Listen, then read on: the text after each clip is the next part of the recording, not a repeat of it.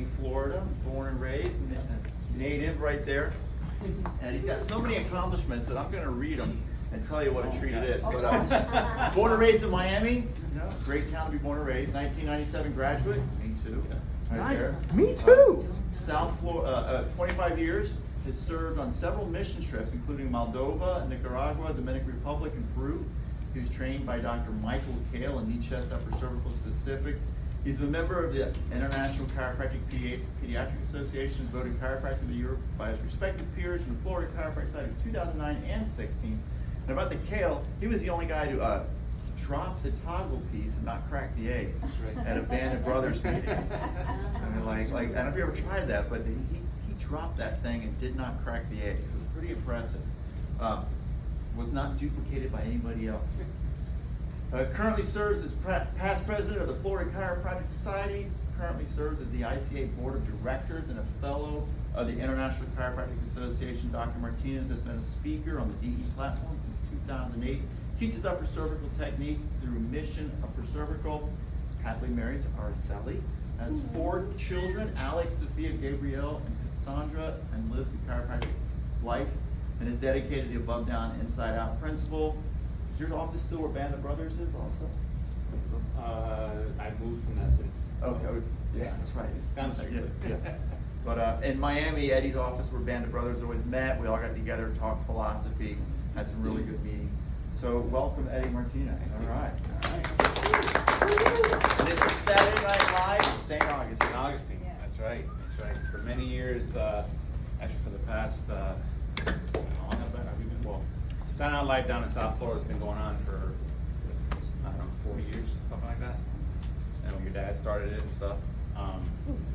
But I've been running it in South Florida now for the past 10 years. So it's not easy to put one of these things together. So I totally get it. But you said I come all the way down from Miami, Florida, and I'm really, it's my pleasure and honor to come and share with you guys. Some of you guys are a little more seasoned than I am, and some of you guys are my mentors. So I'm like just speaking to the choir, but it's always an honor and a privilege to share my passion for chiropractic. And I want to tell you, some of you know me, some of you don't know me, some of you don't know much about me. So I figured I'd start with how I got started on all this journey, right? What month did you graduate at Life? Palmer. Oh, Palmer, okay. Yeah. Said 97 over there. No, June 97. Oh, okay, all right. I graduated March 97. September. So it's 25 years last week. Yeah. So I graduated with Brian Lieberman, Dan Yachter.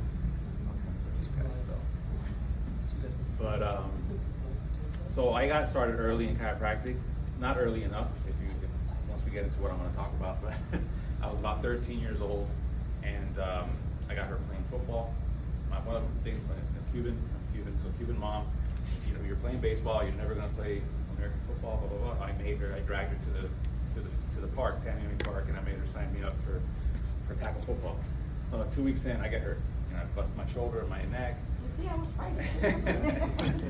And the one thing, and I'm so blessed, I'm so grateful that somebody actually told my family, my parents, to take me to the chiropractor, because they would never have done it if nobody had told them.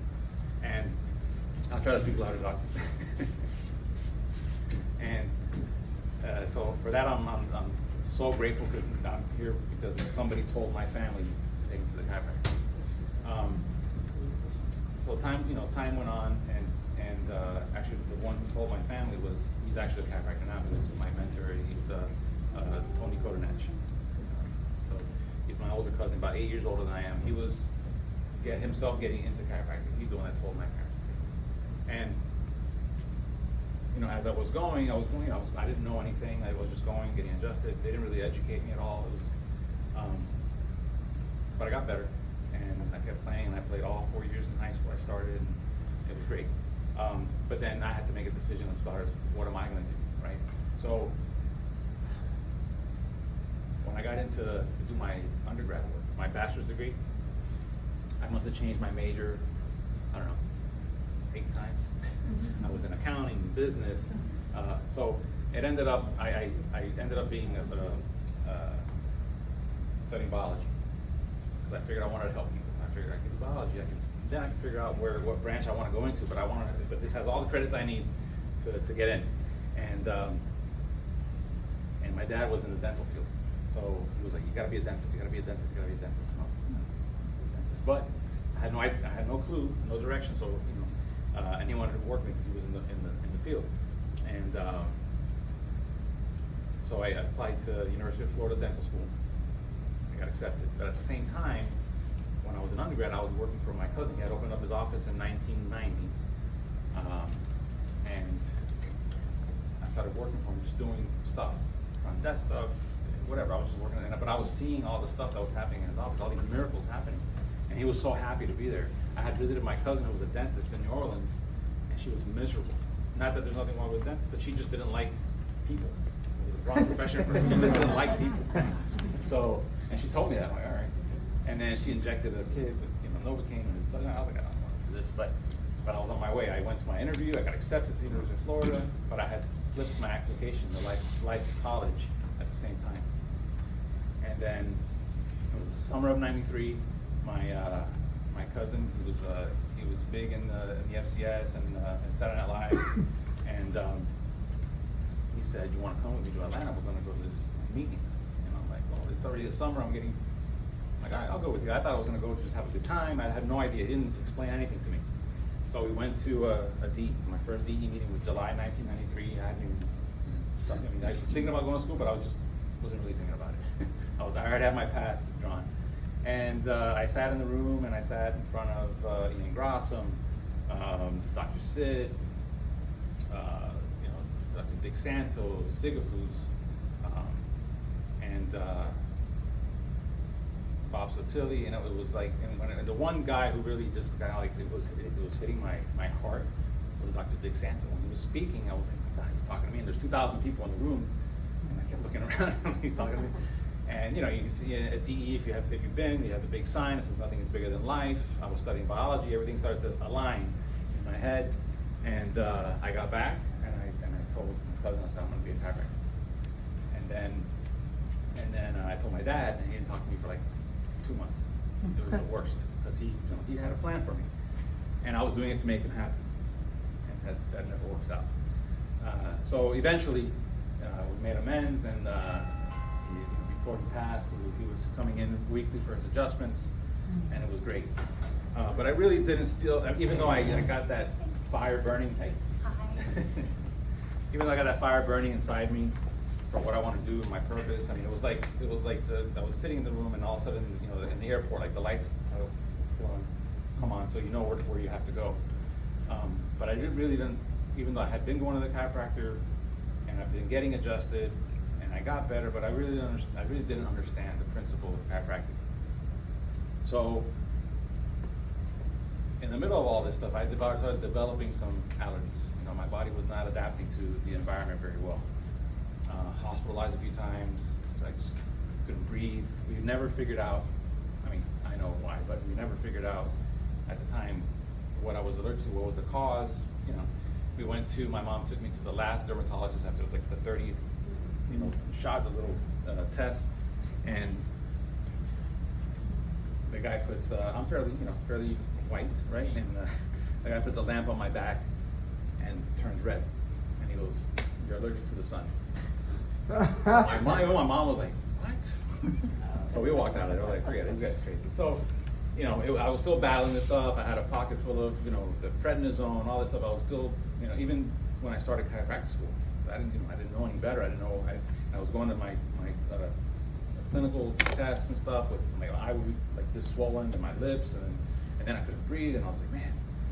So I started in November. I started school in October. November, I sat in at homecoming, and for whatever reason, I sat in this class for 12 hours, and it was Dr. Michael Kale.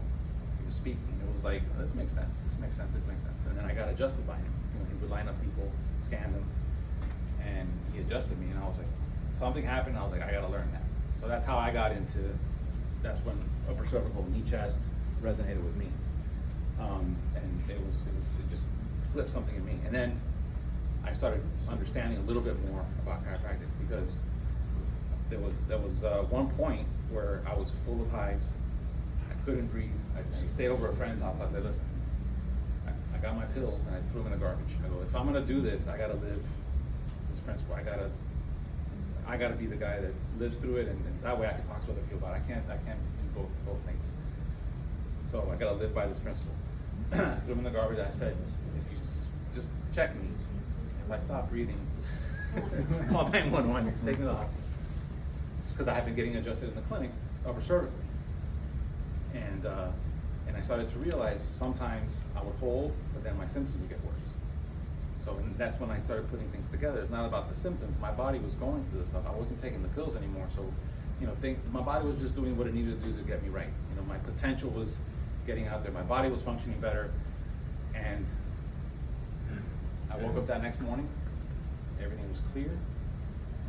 All right, I went to get checked at the student clinic.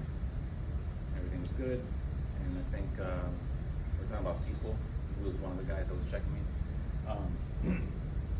And then I understood that this is not about symptoms. This is about human potential, human performance. The body has the ability to heal itself if you give it a chance and you remove the interference. And that's when it just clicked to me at that moment. And then I went through school, and I have notes, and I'm not even gonna look at them because I can't read them without my glasses. So, I went through school, and I went through some mission trips, and I really learned my craft. I know, and in the office now, and I'll be totally transparent, I don't do specifically just upper cervical or knee chest. I do have drop tables.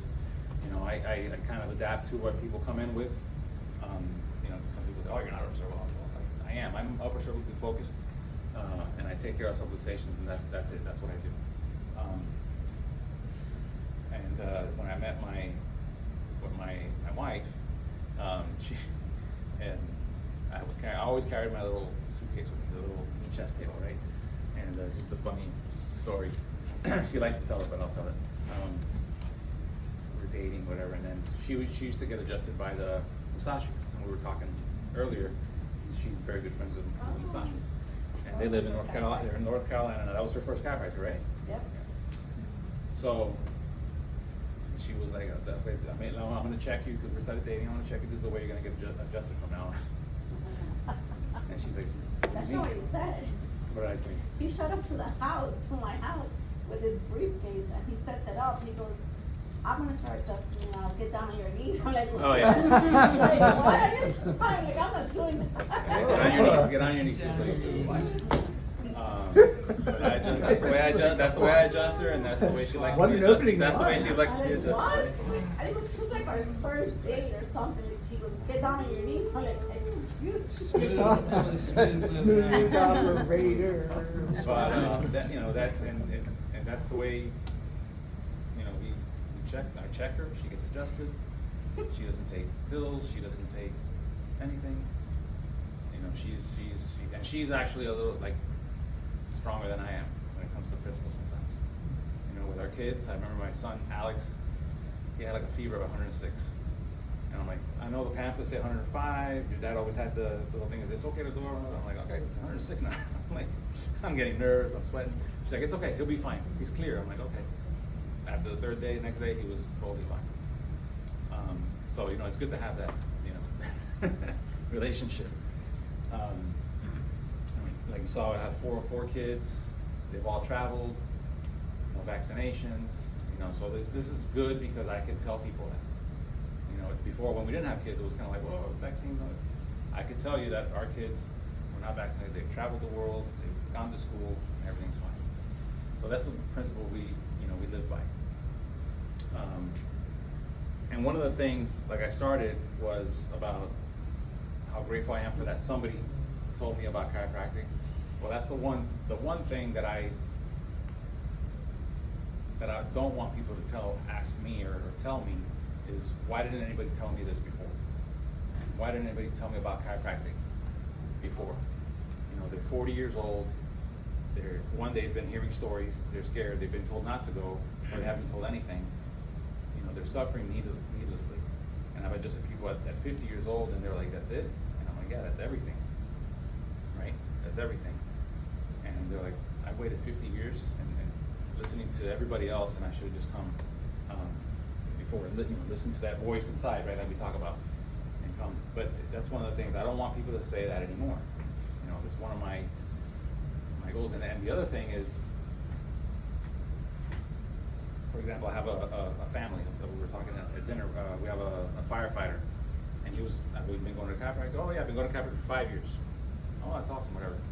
And then, but it didn't go anything with that. But then after that, we had another conversation, and because he started bringing his kids and his wife. He has 3 kids, all athletes, and his wife. She's coming in, and he told me, I was going to the chiropractor for 5 years, but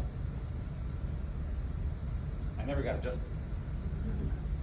So, and that's one of the big things and why I'm so involved in chiropractic. I'll talk about that later. But if you're a chiropractor, you have a DC behind your name, the number one priority, the thing to do is to check and adjust people when they have subluxation. If you do other stuff, that's great. But that's, as a chiropractor, that has to be priority number one. So he was saying, I went there for 5 years, I got massage. He never talked to me about anything else. I didn't know anything about I never even thought about bringing my kids there because he wasn't adjusting anyways. So when he started coming in, he started, we educated him.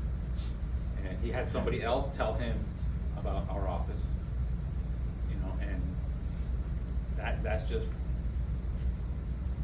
just so key. Somebody else told him, and then he came into our office, and now his whole family's benefiting from chiropractic.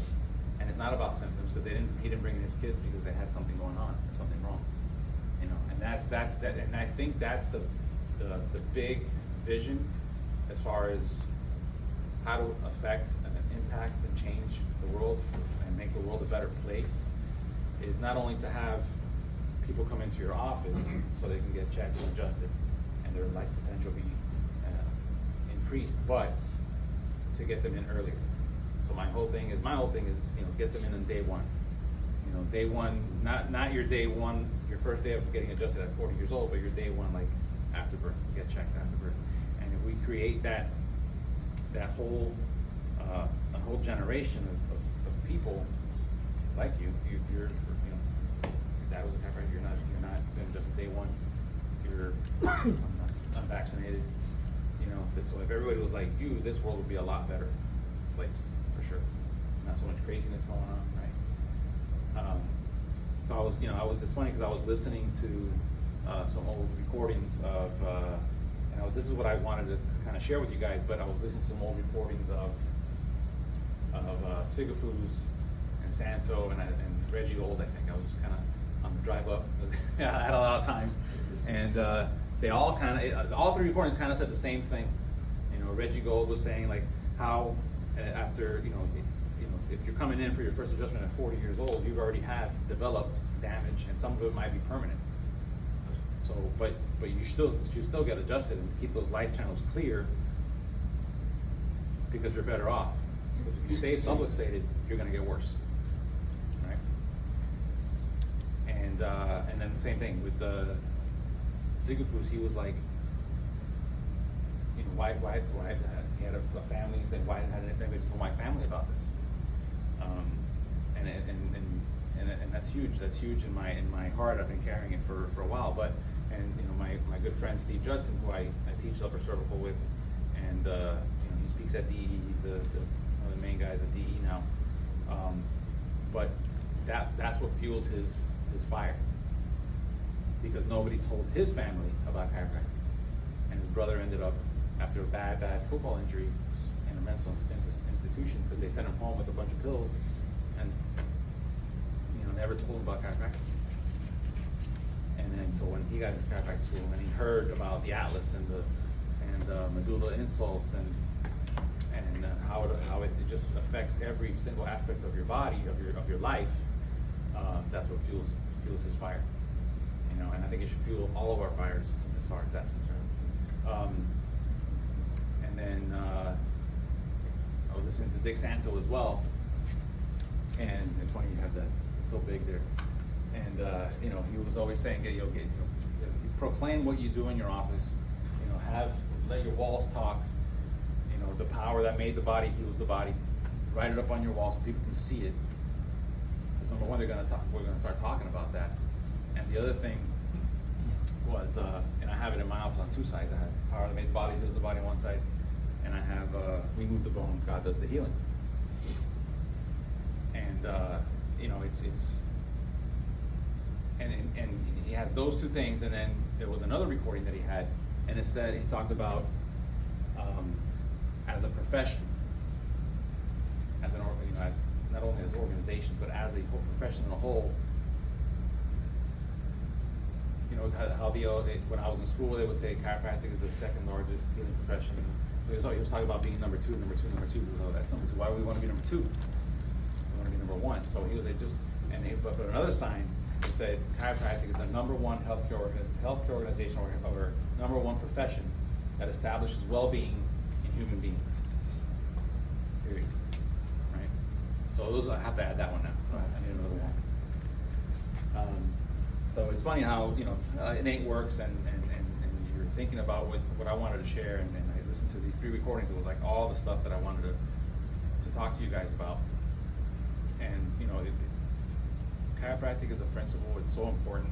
It's so amazing. It's given us an amazing life, and you see if that's what you're projecting in your office, as far as you want to see people at day one, so that the world can be a better place. Then that's more than anything. So you know, the principle of the chiropractic has some amazing principles. 33, right? We have 33 principles. We could just stop at number 1. I could put number 1 on another wall. You know, the major premise. You know, there's universal intelligence in all matter, which continuously gives to it all its properties and actions. We stop there. I don't even need to. You know, the other ones are awesome because they explain everything, but we can stop right there, and because any interference to that intelligence causes havoc in the body and your life. So you know, and it's funny because you guys asked me to speak, and I'm like, at D when I speak, I'm like the shortest one. So, but again, I mean that's the bulk of the message that I wanted to share with you guys, and we get, you know, we have fun in the office. You know, I congratulate you. This is an amazing space. This is, you know, that you just feel better when you come in here. And that's the sense that I, you know, I remember Dave Yack used to talk about having the Disney experience in your office. You know, I just want people to come in, and when they come in, they already feel better. You know, we have a lot of kids in the office, and I have one mom that now she brings them in regularly, but before she used to only bring them in when they were constipated. I'm like, that's not how it works, you know, because then the kids she would call me the poop doctor, because every time they would come in the office, get adjusted, they would go to the bathroom. But she, you know, they come in regularly now, and then sometimes they come in now because they're coming in regularly. They walk into the office and they go straight to the bathroom. They haven't got checked or adjusted yet, you know. So you know, and I'm sure all this stuff happens in you guys' office. You know, we have amazing families. I was able to come here now after 20. Well, I got an associate after 23 years of doing it by myself. You know, so that was tough because we had to go to seminars, we had to close and stuff like that. But I was really lucky to get an associate in our office. So she was there this morning. She was slammed because she's from Michigan, so she left for a month to Michigan to visit her family. When she came back, I kind of grew the practice a little more. So when she came back, we were slammed, which is good, which is, you know, awesome. But they sent us pictures today, and it was just full of people. The office was full of people. It's just a pleasure and a privilege to be able to do what we do, and it's so fun. You know, and then a lot of times, and I know, and I'll get into this now, but you know, chiropractic has a lot of issues with politics, and I never wanted to get into politics. It's not something that I said I want to do that. But it's one of those things where you kind of always show up to things, and then there's you get tapped on the shoulder. You should do that. I don't want to do that.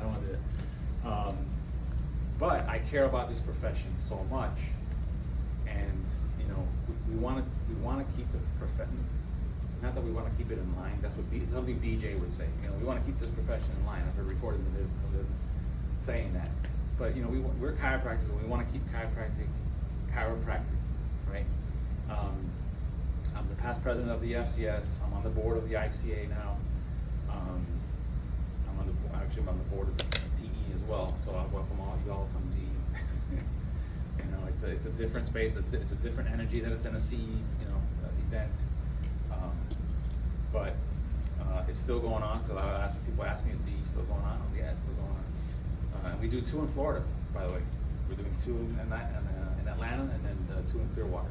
I'm trying to push them to do one on the East Coast, so stay tuned. But you know, there's always, it seems like there's always a fight in chiropractic. There's always a fight. There's always a battle, and this is politically wise, because in practice, that's my happy place. That's why I'd rather be there all the time. You know, sometimes I'd rather be there than being at home sometimes with the, you know, the kids running around and all that craziness. But you know, now we have 3 out of the house. We only have 1, so it's a little more calm. But you know, being part of the FCS when I was in school, I'll tell you, when I was in school, I had the privilege of having Joe Crusoe Sr. come and speak to us when there was a DE or whatever. And I had that connection with Florida, so there was a lot of Florida doctors going to DE and coming to school at Life and speaking to the classes, and all of them were FCS members. So I was like, okay, this is the crew that I want to run with, what I want to hang out with. And so I've never been to another organization's seminars or anything, so I can't talk bad about them because I haven't been there, but I know what we do, and you know, it's a lot of work, but it's totally worth it. You know, and people always ask, well, what can we do? If you have something that we can do better in our organization, we're always open. And we know there's talent, so we have talent, bring it. Money, we always need money. You know, we have lobbyists we got to pay for. So to get anything happen, unfortunately, we have to have lobbyists to make connections. So it's a lot of work, but it's fulfilling. And you know, there's stuff going on in this, you know, in the, not the state board, but the state and that level that, you know, we got to keep an eye on, because we don't want to lose chiropractic. We always hear stories about the osteopaths and how they, you know, they just got eaten up by the medical profession. There's no difference.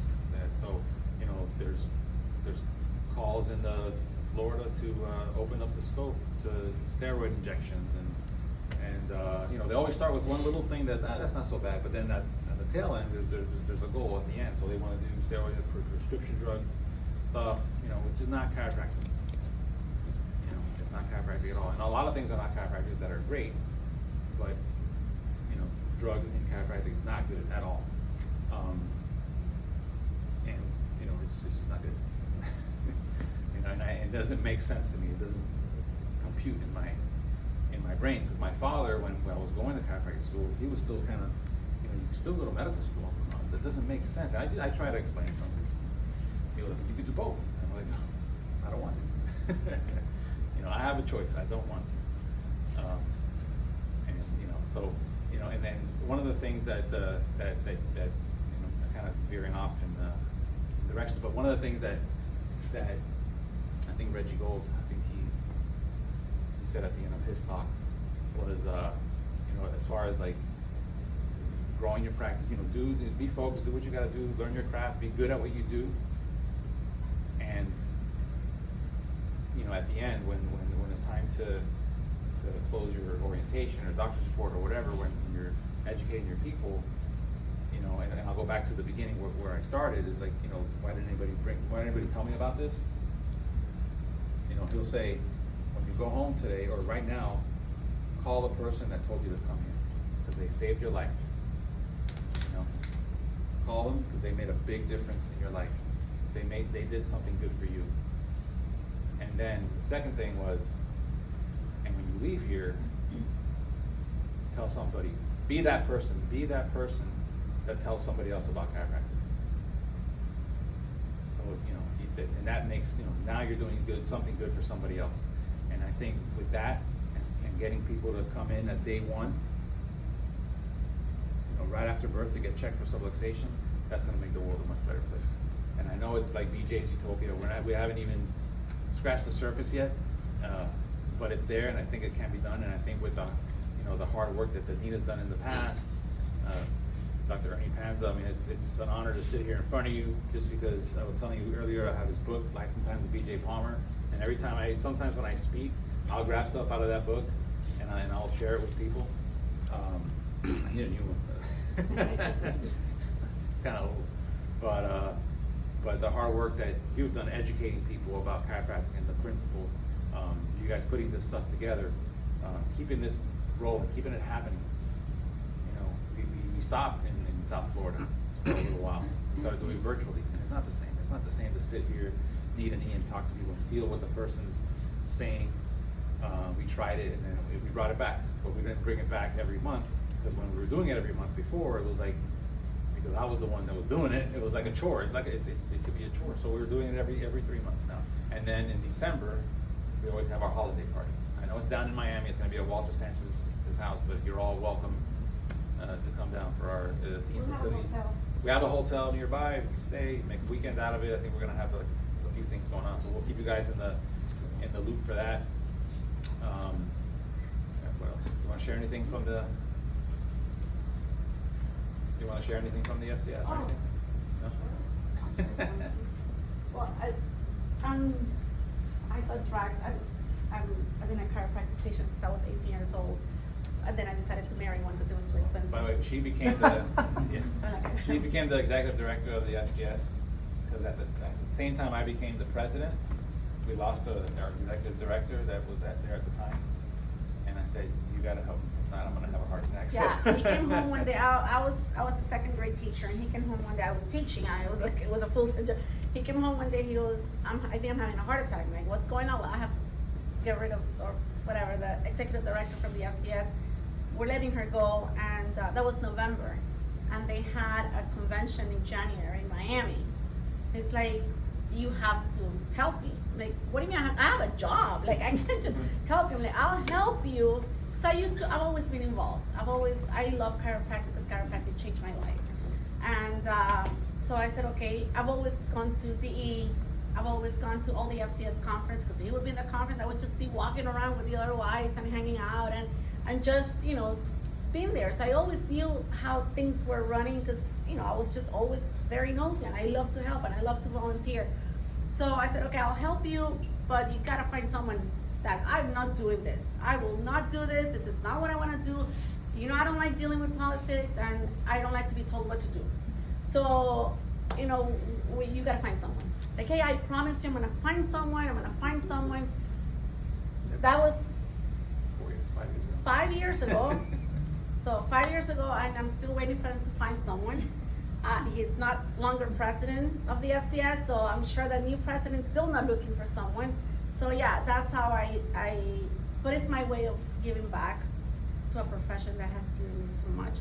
It gave me my kids. It gave me my beautiful kids, and healthy lifestyle, and everything that we have, we owe it to chiropractic. So I'm very happy to serve as the executive director of the FCS. It's not an easy job, because I deal with chiropractors, and you guys are not the easiest people to deal with, by the way. You guys are a special breed. So it's, I try to get all our members I try to cater to our members. That is what the FCS does. The FCS, I feel like it has that customer service, that you're just not another person in our database. Like, Joe calls, oh, when are you doing this?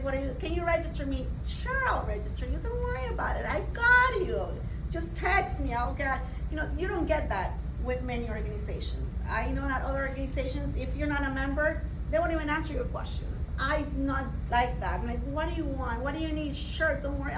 I'll take care of you. I'll help you out. I'll tell you exactly what you need to do. So I feel like as the community, as chiropractors, we need to support those organizations that are fighting the battle for you guys, because not everyone likes to be politically involved. Not everyone likes to call a legislator, or not everyone wants to call a state representative and say, hey, do this, don't I support this, I don't support this. You guys are not gonna wanna go to Tallahassee, take 2-3 days from work and go to Tallahassee and try to, speak to people up there. But that's what we do. So that's what we do. So whenever I have a chance to talk to people and say, if you're not a member, become. If you don't want to become, that's fine. Support the organization, support our PAC, support our hard work. And because we're not only about giving you guys CE hours to renew your licenses, we're about going out there and making sure that we still have a profession to go to, and we still have a profession that we are proud of. Because you guys not only had to go to school for so many years to do what you do, you had to invest a lot of money in it, and I'm assuming that everyone went for the same purpose, for the power that made the body to heal the body. So if we don't want that to go away, we need to make sure we start supporting those organizations that are willing to fight a hard battle to save that. So that's what I gotta say. Okay. Awesome. One of the things that we did a few years ago, and I know it's not technically a chiropractic situation, but it kind of is, because subluxations are caused by toxins, traumas, and thoughts, right? So toxins, I would put vaccines right in there. And there was I don't even remember what the bill was. There was something going on that was going to pass, and it was a vaccine registry or something that had to do with vaccines, and nobody was going against it. So we talked to Andrea from the NVIC, and they don't do stuff. They don't do lobbying stuff. Our organizations like us are the ones that have to take action. And so we were really the only organization that went there and talked some, the voice of reason to these people, and they were like, oh no, okay, yeah, that's bad, and then we blocked it. So little things like that. It's not always a chiropractic thing, but a lot of times it's a freedom thing, freedom of choice. So those are the types of things that we've been doing. Chiropractic. If there's something chiropractically that will enhance our ability to help people through chiropractic, if it's a chiropractic thing, please let us know, and then something that we can do. Because I don't like to go and just fight things and block things. I want to actually get something through, maybe change something that'll make more sense for our profession, for our community. So I think that's what I got for you guys tonight. But if you have questions or whatever, you put this.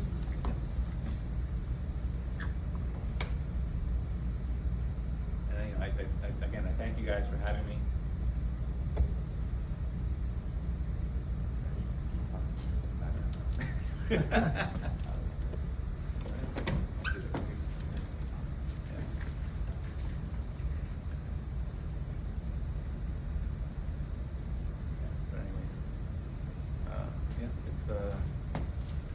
It's a pleasure to be here and share with you guys, and I love to be around like-minded people.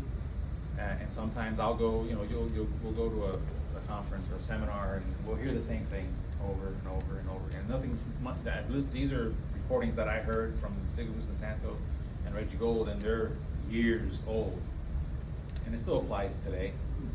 Some things may have changed as far as how we deliver the message and stuff like that. Technique-wise, I'm sure things have changed a little bit, but not much, right? Right. You just move the bone, you clear the atlas, check them, they're clear. It's pretty simple. Pay, see you Tuesday, right? It's simple. It's simple, and it's funny because I'll keep going. One of the things in my office is simplicity. I love to keep things very simple. My care plans are very simple. There's not really many choices. You got this or this. Take it. I make it affordable so people can come in. When I educate a lot, I'll use two things when I do the doctor's report or educate. I do Kale used to go through this Houston control, and we'll talk about the brainstem and medulla and how that worked and how that affected the body. And I'll also go through a kind of a version of Reggie Gold's letter N, which is the chemistry of life. And we actually have a video right on the website. And basically, I use, instead of the letter N, I go through the 5 circles, and it's just body performance is controlled by the chemicals in your body, and which are controlled and controlled by or made by the glands, which is controlled by the central nervous system, which is protected by the bones. The bones step out of place, your nervous system is affected, the glands are not harmonized and are causing the chemicals to produce out of balance, and then you got lowered body performance. I mean, that in a nutshell is what I tell them. And that Steve and I used to draw it up in a napkin. It was so easy to do, and we would just, when we were in school, we would educate people like that, you know. So, and I've kind of just kept it simple like that. It really isn't that complicated, you know. We complicated ourselves in our head, but yeah, thank you guys. Appreciate it.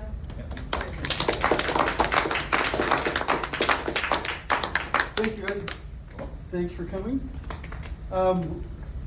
A couple of things that made me think of something with the ICA. I had seen Dan Murphy and Don Harrison speak many times, and they were big advocates of the ICA. And one of the things Murphy would always talk about is the average life of a drug is 16 years. So a drug, has so many years to get approved, to get onto the market, and then it goes on the market, and its average lifespan is 16 years. And at the end of that 16 years, they would start to determine that these drugs have side effects. And eventually there would be enough side effects documented that they would say, hey, we need to take this drug off the market, right? And when Eddie was talking about the principle of chiropractic, it's since 1895, the principle's been the same, right?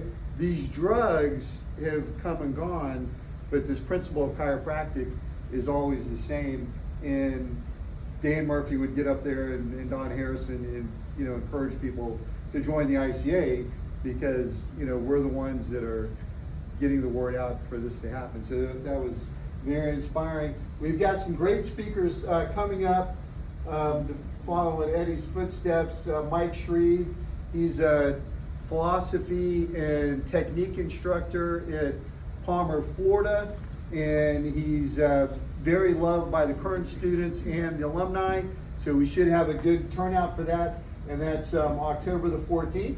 And then on November the 4th, we have Bill Shearier speaking, and he is the new president of Palmer, Florida, and I was down there 2 weeks ago speaking to the Palmer, Florida Pediatric Club and got a chance to speak with him for a few minutes, and I have left with a really good feeling that Palmer, Florida is in good hands, but it's a great opportunity to come and meet the new president and see the direction that the college is going.